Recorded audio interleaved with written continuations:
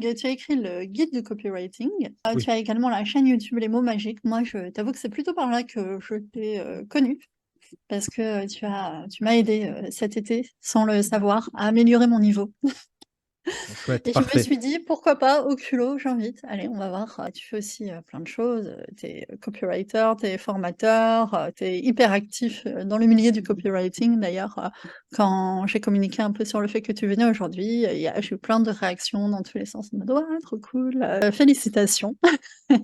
Merci beaucoup, c'est pas de ma faute. J'aimerais bien que Merci tu le nous parles, confinement. de ton parcours, de Ouais. toi et puis du copywriting et des bases du copywriting. Parce que moi, j'ai fait si tu veux, moi, j'ai fait un cursus, littéraire avec une hypocagne, machin et tu as des règles d'écriture qui sont absolument pas les mêmes que dans le copywriting et en fait, je me suis dit: «Mais il faut faire erase de tout ce que je sais ou presque et partir, sur de nouvelles bases» parce qu'il y a vraiment des règles très, particulière quand on veut écrire pour vendre.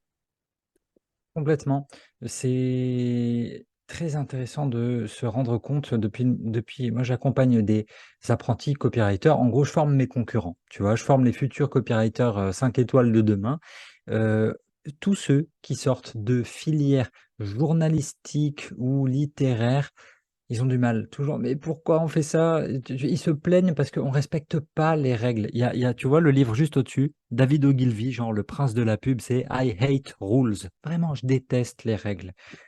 On est français, on élève, nous, l'art de l'écrit un peu au-dessus de tout. Tu vois? L'écriture, c'est important. Malheureusement, le vendeur, lui, il défie les règles. Il va à la vente. Qu'est-ce qui marche? Peu importe les règles. Et c'est quoi les règles? C'est Molière, c'est Victor Hugo, on s'en fout. On est là pour vendre des matelas, des brosses à dents, des lunettes, des sous-vêtements, des accompagnements en ligne, des instruments de musique, du coaching dans tous les sens. Et à partir de là, il faut juste se poser la question, OK, dans le monde d'aujourd'hui, dans les formats qui sont diffusés aujourd'hui, est-ce que ça a encore du sens, de d'écrire, vraiment très, très bien avec une ponctuation carrée? Est-ce que ça a du sens de respecter les règles? Et là où la plupart des tu verras souvent des jeunes copywriters, être, farouchement opposés aux règles. Moi, j'ai quand même une éducation, je te dirais, les cagnes et les hippocagnes, c'était, mes voisins et mes voisines, hein, quand j'étais en prépa, donc on se connaît, on se côtoie.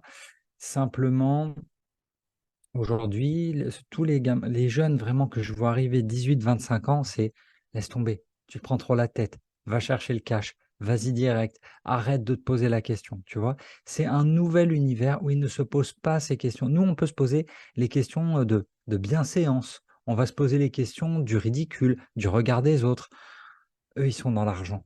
Vraiment, l'argent, l'argent, l'argent et du coup, ils ne se posent pas autant de questions. J'ai lu une analyse la semaine dernière dans, le dernier numéro de Society qui vient de sortir.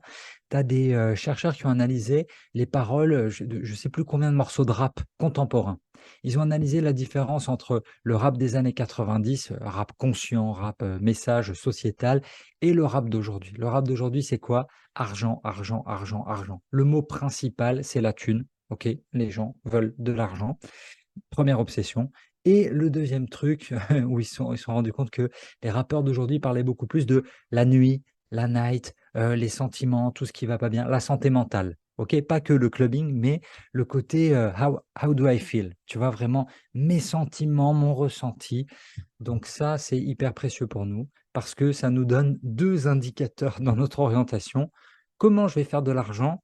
Comment je me sens? Égale comment je vais parler du résultat final, avoir de l'argent dans une société capitaliste pour survivre et on va parler des émotions, on va parler des sentiments, on va parler du ressenti, OK? Et ça, c'est très clairement les 2 clés, tu vois? Tu fais ton diagramme de veine, un cercle ici, un cercle là. Le copywriting, c'est l'intersection, les émotions et l'argent et l'écriture, évidemment aussi. Donc, ouais, Cannes Hippocagne, OK. C'est ultra intéressant parce que tous les, mardis soirs, on a la copy night. Pendant 2 heures, on bosse sur des textes, d'accord? Et pendant ces 2 heures, les gens qui interrompent pour: «Ah Céline, manque une virgule, manque un point, manque un ci, manque un» viens, on s'en fout. C'est important quand même. Moi, le but du jeu, c'est de rendre un texte qui soit carré, OK? Mais qu'on s'arrête pas sur des broutilles et moi, je suis un peu entre 2 générations, je te dirais, mais les plus jeunes. Laisse tomber, je vois des textes, truffés de fautes. Aujourd'hui, l'exemple que vous connaissez tous, quand vous regardez les sous-titres sur Instagram, les Reels, les TikTok, tout ça, sous-titres truffés de fautes, mais tout le monde s'en fout, d'accord? Et si tu leur fais remarquer, ouais, quand même, tu pourrais faire un effort, même chez des copywriters, je m'en fous, j'ai pas le temps, ce qui compte, c'est le résultat, c'est le message. Ils vont te dire, ce qui compte, c'est le message. La forme a de moins en moins d'importance pour une partie de la population, pas pour tout le monde, ok? Donc, en fonction de vos audiences, et c'est là que ça devient vraiment intéressant, qui est votre audience? Qui vous achète? Qui veut payer pour vos services? Moi, en fonction de votre positionnement, il y a 3 questions. On va se poser 3 questions dans le copywriting, ok? 3 questions essentielles. Qui vous voulez aider? Qu'est-ce que vous voulez leur vendre? Comment vous voulez leur vendre? Ok? C'est les questions qui reviennent toujours. Quel problème vous résolvez? Ok? Je vends quoi? Quoi? Je fais quoi? Je résous quoi? Pour qui?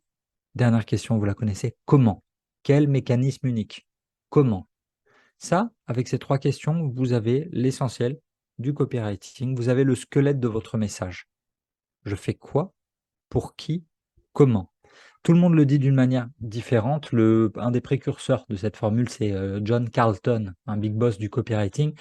Ça, c'est vraiment la formule de Carlton. Je fais qui, pourquoi, comment, ou j'aide qui à faire quoi, comment. Ça, c'est sa formule. Récemment, j'ai lu un bouquin sur le ghostwriting, très intéressant aussi, écrire pour les autres, où il dit la même chose. Voilà, c'est résoudre un problème pour une personne d'une manière. C'est la même chose. Donc ça, c'est vos débuts avant d'écrire, ok? N'écrivez rien avant d'avoir mis au clair ces 3 points-là. Une fois que vous avez mis au clair ces 3 points-là, là, on va pouvoir commencer à rire un peu et à réfléchir en termes de tunnel de conversion, en termes de parcours client, ok? Ce qu'il y a d'intéressant avec David ici, David, tu es expert SEO, donc par rapport à notre entonnoir, tu es tout en haut. C'est l'acquisition, c'est le début. Il rentre dans notre tunnel via une requête sur Google. Ça, c'est ce que j'adore. Parce que on va commencer à jouer très très vite sur le titre de l'article. Mmh. Un des points les plus importants dans le copywriting, 80% de la réussite du travail, c'est le titre. Ok, encore une fois, j'invente rien. Toujours David Ogilvy, bouquin qui a été traduit en français, On Advertising. Il avait été traduit, je crois qu'il s'appelle La publicité ou De la publicité. C'est assez vieux, il y en a plus beaucoup, il y en a quelques-uns, quelques exemplaires d'occasion qui tournent, mais il a un chapitre qui est assez célèbre sur les titres, où il explique qu'en gros, quand tu as fini d'écrire ton titre, voilà, tu as mis 80% de ton énergie, 80% du dollar que tu vas dépenser, il doit être sur ce titre, parce que la bataille, elle va se jouer là. Pourquoi la bataille, elle se joue là? On revient avec David sur le SEO. Au moment où vous tapez comment nettoyer ma piscine sur Google, Google va vous donner quelques fiches produits, quelques petits produits à acheter, du Google Shopping. Il va vous mettre 3 liens, voire 4 parfois, d'annonces sponsorisées. Ok. Et ensuite, on va tomber dans les résultats naturels qui sont les meilleurs sur Google. Vous allez avoir Cache Piscine, vous allez avoir Iri Jardin, vous allez avoir Gamme Vert, vous allez avoir tous les concurrents du marché de la piscine et vous allez cliquer sur le premier lien, le deuxième ou le troisième. Si vous êtes patient, vous allez peut-être un peu scroller et vous allez cliquer quelque part sur la page 1.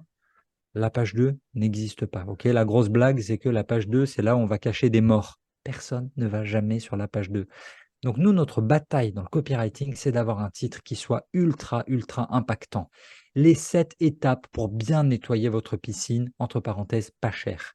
Les 3 étapes indispensables pour une piscine qui s'auto-entretient. D'accord? On va vraiment, vraiment, vraiment bosser sur le titre parce que c'est là que vous allez capter l'attention de votre lecteur.